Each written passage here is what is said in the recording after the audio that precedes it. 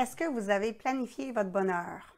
Mon nom est Annabelle Boyer, je suis conseillère en développement organisationnel et évidemment en période de confinement, surtout quand la fin de semaine arrive, il faut prendre le temps de planifier ce que l'on pourrait faire pour se sentir bien. Parce que là, évidemment, ça fait déjà plusieurs jours que le confinement est présent, donc évidemment, le moral des troupes est un peu plus affecté.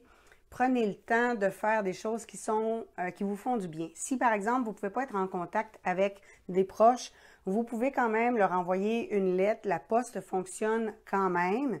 Donc, évidemment, pour les gens qui, par exemple, seraient plus âgés, qui auraient plus de difficultés à avoir accès à un téléphone, qui ne sont pas nécessairement très habiles avec Messenger ou avec Skype ou avec Zoom, peut-être leur envoyer à ce moment-là une lettre écrite, une lettre manuscrite. C'est une façon à ce moment-là de garder le contact avec les gens que vous aimez. Évidemment, il y en a beaucoup dont les revenus ont diminué de façon drastique. Prenez le temps pendant la fin de semaine de vous faire ce qu'on appelle un cadre de vision.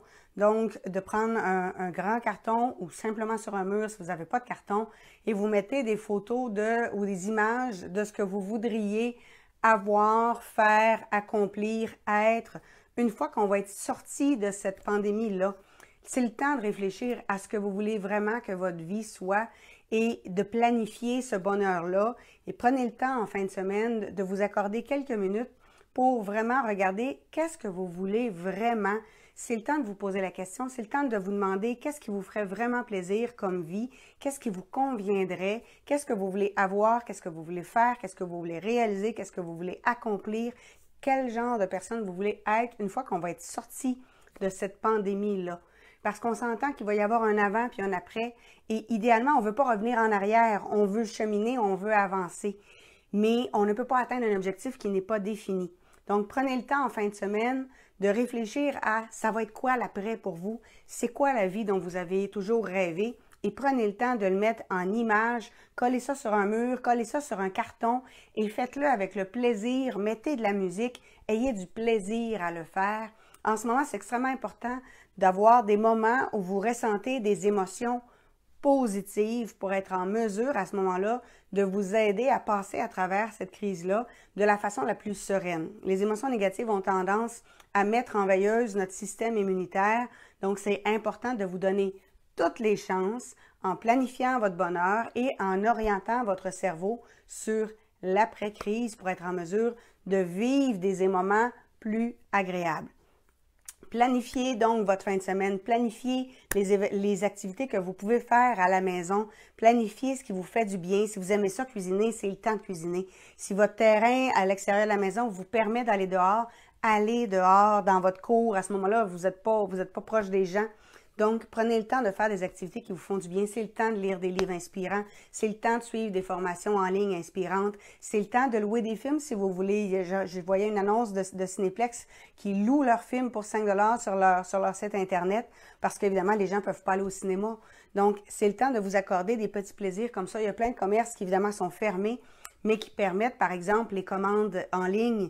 Donc, vous pouvez à ce moment-là vous procurer des produits qui sont à faible coût et qui vont permettre d'aider, entre autres, pour l'achat local, que ce soit dans une savonnerie, que ce soit à la maison Lavande, que ce soit dans une mielerie, que ce soit au niveau de votre librairie.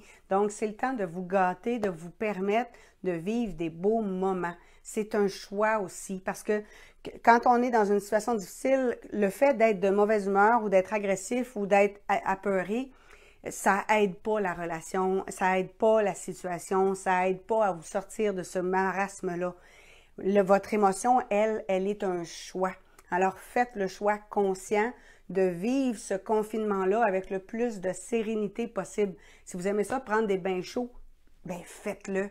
Vous aimez ça, vous installer dans un coin et prendre un bon café dans un café au lait, bien faites-le. Mais planifiez ces moments-là. Parce que quand on sait que dans quelques heures, on va se permettre un moment agréable, notre cerveau vient déjà de se mettre dans un autre axe. Donc, ça pourrait être vraiment intéressant. Et prenez le temps de faire tout ce qui vous intéresse. Moi, j'avais une pile de livres qui était commencée. Je lis toujours plusieurs livres en même temps. C'est le même. Comme ça, je ne vais pas m'ennuyer. Mais là, je suis en train d'en lire un méchant paquet puis d'en finir plusieurs. Il y a des livres qui me demandent plus de temps parce que quand c'est des livres avec des exercices, je prends le temps de faire chacun des exercices. Donc, je vais sûrement vous parler du livre de Vincent Fournier bientôt. Je vais vous parler d'un livre de Joe Dispenza. Je vais vous parler d'un livre de Greg Braden. J'en ai plein. J'ai un autre livre de Bill Marchessin qui est en cours de lecture. J'ai des livres de Marcia Pilote qui sont en cours de lecture. Donc, pendant la fin de semaine, je vais sûrement finir une coupe de livres. Je n'ai jamais autant cuisiné. Je n'ai jamais fait autant de ménage. C'est le temps de faire du ménage. Donc, prenez le temps de faire des choses aussi qui vous font du bien. Je vous parle de ménage parce que je pense au livre de Marcia Pilote sur le désencombrement. C'est le temps aussi de faire sortir de la maison ce dont vous n'avez pas besoin. C'est le temps vous-même de passer à une autre étape. C'est le temps vous-même de faire en sorte que votre meilleur moi puisse évoluer. Enfin, on est rendu là. Donc, profitez-en, planifiez votre bonheur, planifiez votre après, ça fait du bien. Sur ça, on se retrouve bientôt pour une prochaine capsule. Au revoir.